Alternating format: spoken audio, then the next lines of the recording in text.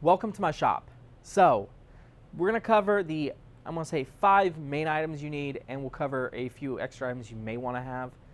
But you only need 5 items to start, and you can actually do this very cheaply. You're talking about like 50, 60 bucks. So, let's go ahead and start with the main thing is we need a forge. You can't heat metal, well, you can't make anything. So, right here is the preferred method, which is a propane forge. So, mine is a cheap propane forge. You can buy it off Amazon. I will link it in the video description. So you need the forge. It will come with everything else usually. And you need a tank. So you can get a bigger tank, which I prefer, but you don't need it. You can get a charcoal grill tank, and it will work perfectly fine. But if you can't afford that, the other option is charcoal. And you can buy them, but they're expensive. But you can easily make a forge that runs on charcoal. All you need is a pipe, a hairdryer, and you're going to dig a hole, put the pipe in, hairdryer is going to blow air in, and then you got your charcoal. So after that, you kind of need something to hit that metal with. So here we have a cross-peen hammer. This is a cheap one. There are more expensive options that are a little bit nicer. But this is a $5 hammer, and this is probably what you're going to want to start with. The main thing, you're going to want to do a couple things. Sand the handle. The lacquer on these handles are no good. It will give you blisters. Trust me, you don't want to have blisters on your hands. And then the next step is clean up these faces. You want it to be more smooth. You don't want harsh transitions because that's what's going to leave marks into your workpiece.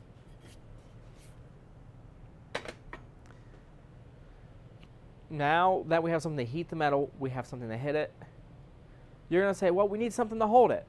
And you are correct, but not necessarily. So we have a big piece of rebar here. I can forge a lot of stuff, including the tongs itself, without having to buy them. You can cut this long, put it in. This end will not get hot. As long as you keep it long, you can still handle it. So you can make a pair of tongs without needing them, but I'm still going to add them on the list because if you're just starting out, you may want to give yourself the best chance to enjoy this. So you can buy tongs or you can make them. These ones I made, but I'll link both. You can buy tongs, you can make them. Making them from a piece of rebar is very cheap. 10-foot piece of rebar is like $5. Buying a pair of tongs is like $15, $20 on Amazon. I'll link a few decent ones. I'll also link a kit, which you can buy a pair, and then you can make 5 other pair for like $30. So very cheap. So this is one of the things we need. So we can heat it, we can hold it, we can hammer it. But what are we going to hit it on? So we need something to hit it on. So this is what anvils are for. So if you can't find it, then you're just out of luck. And these ones go $500, $600, $700 sometimes. So the cheap option is to find a cast steel anvil. I'll link a few in the description, but Harbor Freight also carries some. You want to stay away from cast iron. Those are too soft and are not very good for the job. But if you can't afford those ones, if you can't afford to buy those ones are still, $100, $200 usually. If you can't afford those ones, then we have one last option, and it's not bad. So this isn't a sledgehammer, but find a sledgehammer. You're going to get a stump, embed it into the stump, and then you will have your metal on it, and then you can hit this, and that will be your anvil. And you may say, well, that's not going to work very well, but you would be very wrong, guys. So small anvils were used through most of history. So most blacksmiths, bladesmiths, they would be traveling. So you would need a small item to get your work done, and you would have to pick up and move. So they had to have it be portable. So getting a sledgehammer, putting in a stump works pretty good. So I believe that covers all the main items except one thing, and this is the cheapest one, and you need to get it before you start, and that is safety glasses. Without these, you're not going to be able to see very long because you will get metal coming into your eye in the form of scale. Scale is basically oxidized metal from the forge. It heats up, and it's basically called a black oxide, and it's basically a sped up process of rust, but it will fly in your eye and you're going to be blind. It's not fun. I've had one piece get in my eye before. Not fun at all. So get these, super cheap, and protect your eyes. So we covered all the main stuff. So we're going to go ahead and do a few more.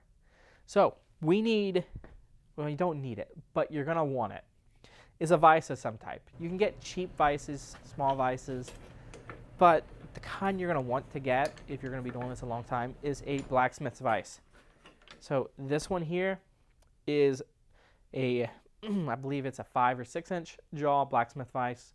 These are great, used for twisting metal, straightening, a whole plethora of stuff. So if you can afford it, pick one of these up. The next thing is going to be a grinder. So we have a 2x72 over here, and it is a great grinder. I made this one. You can make them or buy them. They are more expensive. I will try to link a few in the description as well, but pick you up a grinder. You will not regret it. If you can't do that, I'll also link these ones. You can get a 1 by, I believe it's 1 by 48. You also got a 2 by 48. They're considerably cheaper, and you can still get the job done. They may not work as well as the 2x72, but you can get it done. So one of the last 2 items is going to be with cutting and drilling. So we need something to cut metal. Cheapest way to do it is going to be an angle grinder. So here I just got a Bosch angle grinder. I think I picked this up for like 40 bucks. You don't got to get this expensive one. You can get them for like 15 bucks in most stores. So given the cheaper ones probably won't last as long, but these can cut, they can grind. You can do everything you need with just one of these basically. Very handy tool, and I would highly recommend it.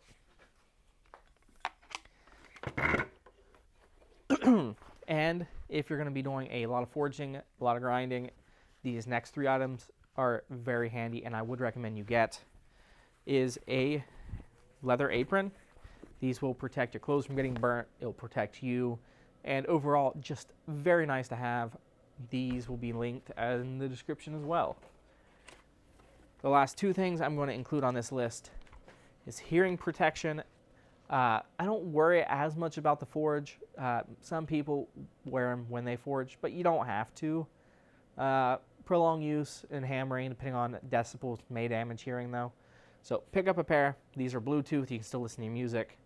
And we need a respirator. This one is super important. When you do any grinding, you get those bits of metal in the air, and you don't want to breathe that stuff. That is very bad for your lungs. So get a respirator. These are cheap. These are like 15 bucks. Pick them up. Use it. Even if you're at the grinder just for a few seconds, remember to use it. I hope you all enjoyed the beginner series, episode 1. In the next episode, we're going to get to forging. It won't be a knife, but it will be something you can use to sell, and it helps build skills, and it's super beginner friendly. So we'll do that for episode 2, and in episode 3, we will get to our first knife. So stay with me with these. We will learn each thing we need to do this. I want to get you guys started for cheap if you can't afford it. We just want you guys to get out and forge. It's very important that if you're interested, do it. So I hope you all enjoyed the video. I will see you all in episode 2.